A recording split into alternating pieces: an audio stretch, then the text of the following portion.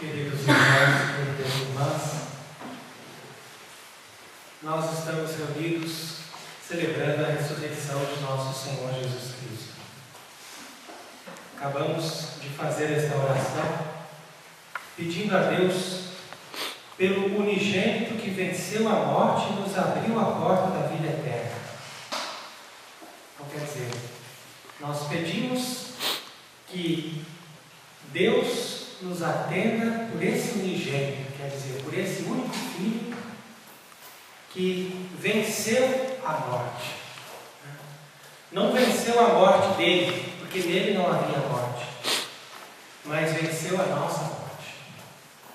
Por isso que diz São Paulo: Cristo, nossa Páscoa, foi imolado. Celebremos, pois, a festa, não com fermento velho, nem com fermento da malícia e da corrupção, mas com os asmos da pureza e da verdade. A festa da Páscoa que nós estamos celebrando na igreja supera muito a Páscoa que os judeus celebravam no Antigo Testamento. Porque ali eles celebravam uma libertação, né? Mas uma libertação provisória. Eles foram realmente libertos das mãos do faraó e da escravidão que eles viviam no Egito. Mas nós fomos libertos de um faraó muito pior, que era o demônio. E nós atravessamos um mar muito mais violento, que era o mar da morte. Então, por isso, a festa pascal para nós representa não somente uma solução provisória, mas uma vitória definitiva, uma conquista plena, uma vitória de Cristo sobre a morte. Por isso canta a sequência da missa de hoje, né? A morte e a vida travaram um combate maravilhoso. Morte e vida, duelo infinito. De um lado estava a vida, de outro lado estava a morte. Então os dois ficaram no combate. Cristo, a vida, combatendo a morte. Mas Cristo estava em desvantagem, porque ele não lutou com as armas da sua divindade. Ele lutou somente com a força do seu amor por nós. A única arma que ele tinha na mão era o amor por nós. Está representada pela cruz. O instrumento da cruz, a espada da cruz. A morte, por sua vez, estava muito bem aparelhada.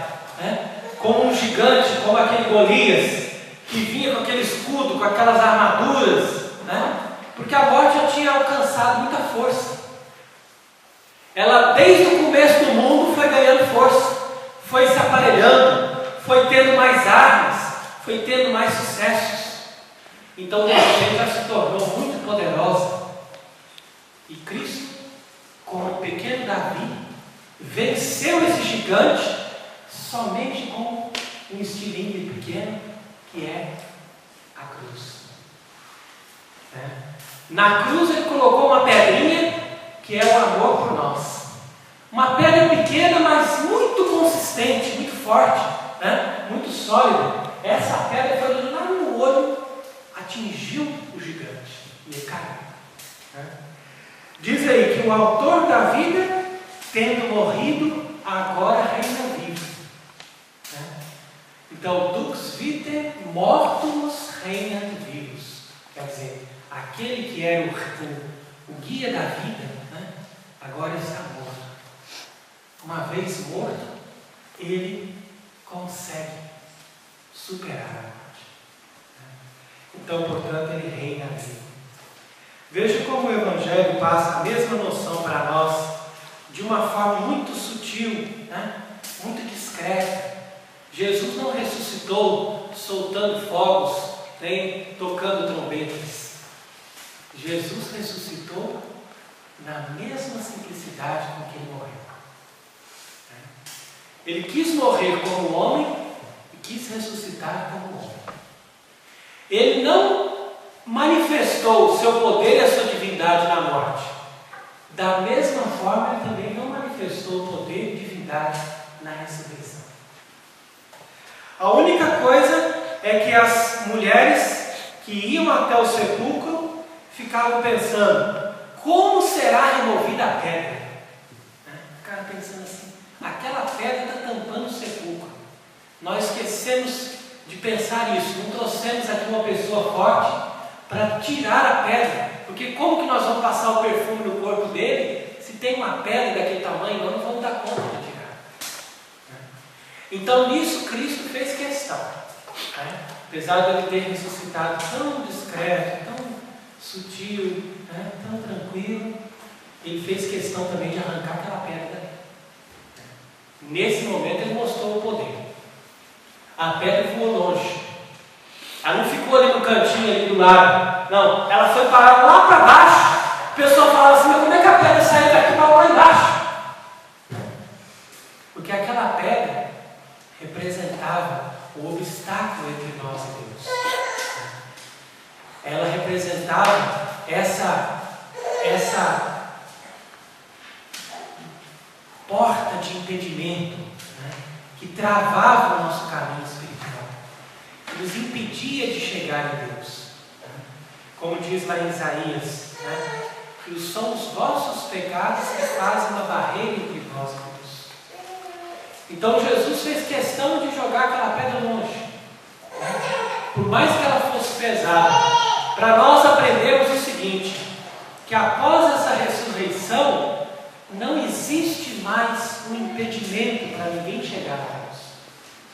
Ninguém pode dizer assim: Deus é inacessível, Deus é impossível de chegar nele, Deus não tem como ele perdoar os meus pecados, porque é muito grande a minha culpa, eu não tenho como ser perdoado. Não, tudo foi arrancado, a pedra foi tirada, Deus está aqui para nós. Então por isso diz ali o anjo: não tenhas medo, Jesus que foi crucificado já não está aqui. Agora dizei a seus discípulos que ele vos precede na Galileia. Então por que ele diz isso? Vão para a Galileia, não fica procurando ele mais aqui. Jesus está numa outra região. Essa Galileia significa um lugar afastado do mundo, porque Jesus morreu no meio da cidade, no meio da perturbação, no meio da confusão, da inveja, da intriga, da maldade, da impureza. Estava tudo ali em volta. Foi nessa confusão ali que eles prenderam e mataram ele. Mas depois que ele ressuscitou, ele não ficou nem um dia lá, ele foi embora. Ele tinha que dar testemunho ali, ele tinha que ser morto ali. Mas aquela que era a cidade de Deus, que era o lugar do santuário, que era a morada do Altíssimo, Jerusalém, imagina, agora virou Babilônia, virou a sede do capeta, a sede da maldade, da destruição, do ódio, maldita para sempre. Essa Jerusalém terrestre, que matou o Filho de Deus. E todas as cidades que respiram o mesmo perfume encardido, da maldade, da corrupção, do ódio, do dinheiro, da ambição, todas elas matam o Senhor e se tornam amaldiçoadas. E quem vive ali também se torna corrompido. Por isso o anjo falou para as mulheres: vocês não ficam procurando ele aqui não. Vão para a Galileia. Lá na Galileia a montanha é a paz, é o afastamento do mundo, o afastamento da conturbação dos homens, que estão ali corrompidos pelo pecado.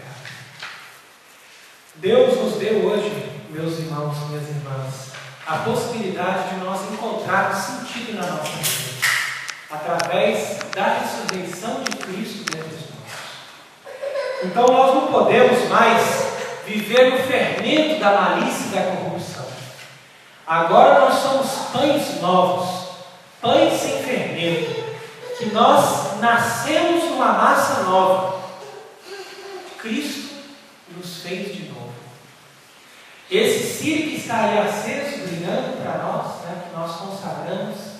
nesta noite da vigília pascal, ele indica que a luz de Deus está brilhando dentro da nossa vida. Diz aí o Evangelho que quando as mulheres foram indo para o sepulcro, o sol já tinha nascido. Orton e Ansólio. Esse Orton e Ansólio é muito importante para a gente entender a ressurreição. Quer dizer, o sol nasceu antes de você perceber. Você ainda pensa que está nas trevas, você ainda está no vazio, na escuridão, mas o sol já nasceu. Cristo já ressuscitou. Se Ele já ressuscitou, já existe um mundo acima de nós que não tem chuva, que não tem tempestade, que não tem escuridão. Quando a gente vai voar, a gente pega o avião, pode estar a tempestade que for, depois que ele sobe é tudo azul, tudo limpo, tudo iluminado. Da mesma forma, depois da ressurreição de Cristo, nós podemos até sofrer as consequências do peso, da maldade, do crime que existe no mundo, do fluxo maligno que o demônio coloca em todas as partes, mas nós sabemos de uma coisa: Orton e Ansólio, o sol já nasceu, Cristo já ressuscitou. Não tem vitória para Satanás, não tem glória para a morte, não tem nada que você diga assim: não, isso daqui nós não podemos vencer. Não existe. Orton e Ansólio, Cristo já ressuscitou, Ele já venceu. Então vamos nos associar à vitória dele. Vamos buscar essa alegria espiritual, não uma alegria dissipada, mas uma alegria espiritual que esse dia proporciona para nós. E vamos renovar no nosso coração esta graça, esta vida que nós recebemos no batismo, deixando-nos iluminar por Cristo, vencedor da morte, vivo para sempre.